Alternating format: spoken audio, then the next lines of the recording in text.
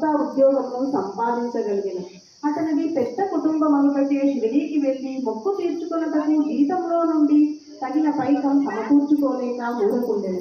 ఎట్లయినను ప్రయత్నించి షిరిడీ వెళ్ళవలనను పట్టుదలతో టీ త్రాగినప్పుడు అందులో చక్కెర వేయకుండా ఆ డబ్బులు మిగిల్చి ఇంటికి వెళ్ళి బాబాను దర్శించెను. బాబా వారి పాదములకు మొక్కి పరవశుడై కలకండ ప్రసాదమును బాబా పేరున భక్తులందరికీ పంచిపెట్టెను. చౌకర్ షిరిడీలో బాపు సౌహెడ్జోగ్ ఇంటిలో దిగెను. మధ్యాహ్న ఆరతి తరువాత వారిద్దరూ ఇంటికి వెళ్ళుటకు లేచిరి. జోగును పిలిచి, నీ అతిథికి టీ ఇచ్చినప్పుడు చక్కెర అధికముగా వేసి ఇమ్ము అని చెప్పెను. జోగులకు ఆశగా ప్రార్థించినచో రాత్రింపగళ్ళు నేను నీ వెంటనే ఉండేదను. ఈ శరీరంతో షిరిడీలోనే నేను ఉన్నా అని చెప్పాను.